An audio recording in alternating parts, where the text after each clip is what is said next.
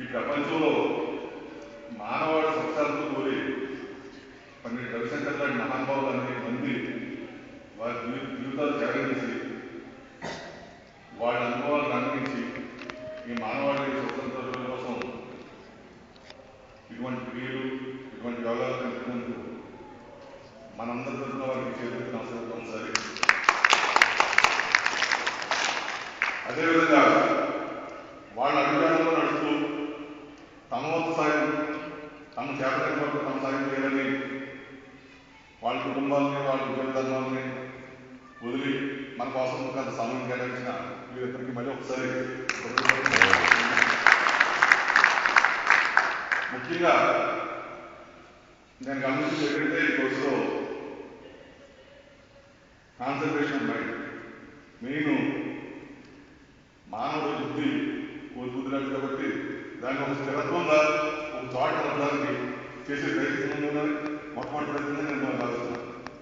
ఎందుకంటే మీరు వేసిన క్వశ్చన్లు ఆలోచిస్తే ఆ క్వశ్చన్ మీద కాన్సన్ట్రేషన్ చేస్తూ ఉంటూ జరిగితే ఈ స్థిరత్వం ఏర్పడుతున్న దానికి ఆ క్వశ్చన్ వేయడం జరిగిందని నేను అనుకుంటున్నాను. అదేవిధంగా రెండవది చిరునవ్వు. మనిషి జన్మించేందుకు ప్రపంచం మీద నడుస్తా ప్రతి నిమిషం సంతోషంగా ఉంటూ ఎదుటివాళ్ళు సంతోషపెడుతూ ఉండాలంటే మొహమ్మద్ చిరునవ్వు అన్నది చాలా అత్యవసరం ఉంది. కానీ దురదృష్టం ఏంటంటే మాకు ఎంత ప్రయత్నించినా రావడం చాలా ప్రయత్నం చేసాం. ఆ విషయంలో చాలా అద్భుతం. మూడవది ఈ క్రియ ద్వారా మన శరీరంలో ఉన్న అనేక రుగ్మతలు పోగొట్టుకోవడం జరిగింది. లేకపోతే రకరకాల ఈ గ్యాస్ రకరకాల రుగ్మతలు పోగొట్టుకోవడానికి ఈ క్రియ చాలా ఉపయోగపడుతుందని గమనించలేదు. నా వరకు అర్థంలో కాదు కానీ ఇక్కడ మరి ఎంతమంది అనుకోవచ్చింది నాకు తెలియలేదు.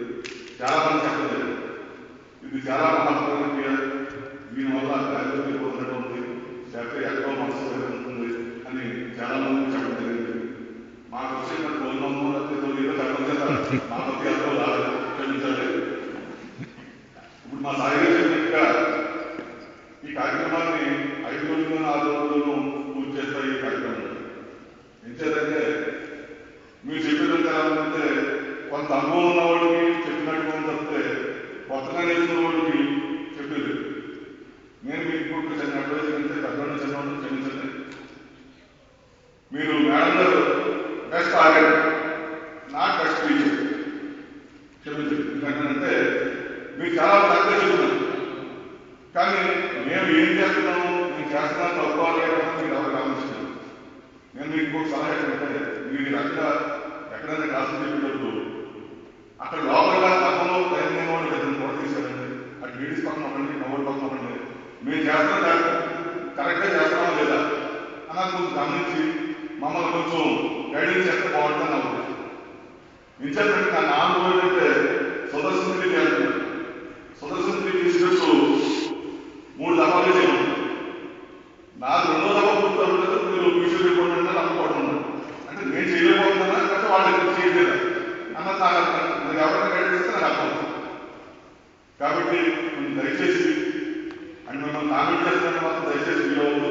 మీకు మాత్రం మీరు మమ్మల్ని జ్ఞానంలోకి దీంట్లో తీసుకొచ్చినందుకు కృతజ్ఞతగా అనుకోవడం. కానీ ఇది సలహా అనుకోవచ్చు, లేకపోతే తప్పుడు విధానం అనుకోవచ్చు, ఏదైనా అనుకోండి. నాకు కోసం చెప్తున్నాను చెప్తున్నప్పుడు ఈ విధంగా కూడా పాటించి రాబోయే రోజులు మళ్ళీ ఇంకో క్లాసు అశోక్ గారు ఇంకో చాలా మంది మళ్ళీ క్లాస్కి అడ్వాన్స్ క్లాస్ ఉన్నప్పుడు ఇదే క్లాస్ నేర్చుకోవాల్సిన అవసరం ఉంది. నా వరకు ఉంది, మిగతా వాళ్ళు తీసుకుని చెప్పలేదు.